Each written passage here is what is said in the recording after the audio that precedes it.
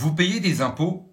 Eh bien, une partie de votre argent pourrait bien financer des groupes terroristes. Et ce n'est pas une théorie du complot, ce sont des faits documentés, des rapports officiels et même des aveux d'anciens responsables américains.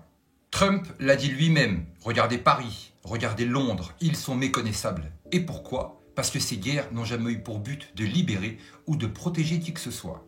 Elles ont été provoquées pour soumettre les pays au Moyen-Orient, provoquer une migration de masse et fragiliser les nations européennes sous la domination des mondialistes. Et les preuves sont accablantes. Vous allez voir comment l'USAID, l'agence américaine d'aide internationale, a financé des groupes terroristes sous couvert d'aide humanitaire. Qui tire les ficelles? Qui décide où va l'argent? Et surtout pourquoi personne ne veut en parler? Parce que ce ne sont pas seulement des chiffres sur un rapport.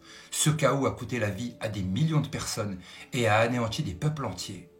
Mon peuple, les Assyriens et Chaldéens, parlant l'araméen, ont été l'une des principales victimes de ces chaos orchestrés au Moyen-Orient.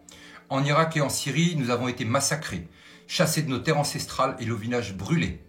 Tout cela parce que ces conflits ont été conçus pour diviser les populations et les monter les unes contre les autres. Diviser pour mieux régner.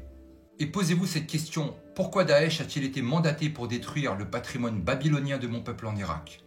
Pourquoi vouloir effacer l'histoire de l'une des plus anciennes civilisations du monde? En 2009, Hillary Clinton lâche une bombe. Nous avons créé Al-Qaïda. En 2011, Barack Obama et Clinton lancent l'opération Timber Sycamore.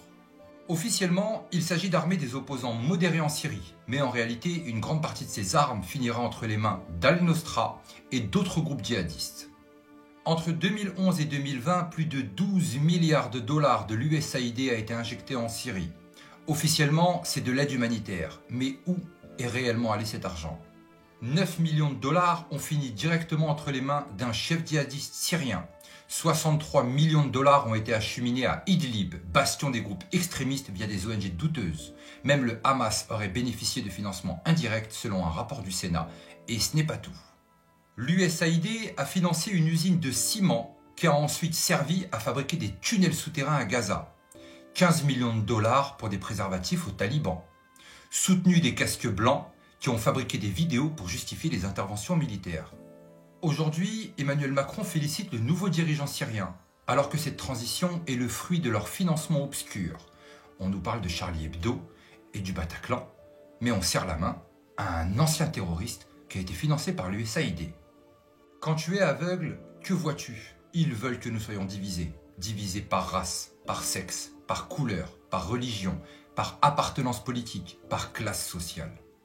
Quand vous êtes divisés, en colère et contrôlés, vous ciblez ceux qui sont différents de vous, pas les véritables responsables. Divisés, vous êtes faibles. Divisés, vous ne menacez pas leur contrôle. Tout cela soulève des questions majeures. Nos gouvernements sont-ils complices de la déstabilisation de nations souveraines? Donald Trump a-t-il eu raison de couper le financement de l'USAID? Pourquoi nos médias ne nous parlent-ils pas de ces informations? Et pourquoi nos impôts servent-ils à financer ce genre d'opération? Dites-moi en commentaire si les financements doivent être stoppés, oui ou non. Ne leur pardonnez surtout pas pour le mal qu'ils ont fait, toutes ces larmes et tout ce sang. Mais n'oubliez pas, on n'est clairement pas au bout de nos surprises.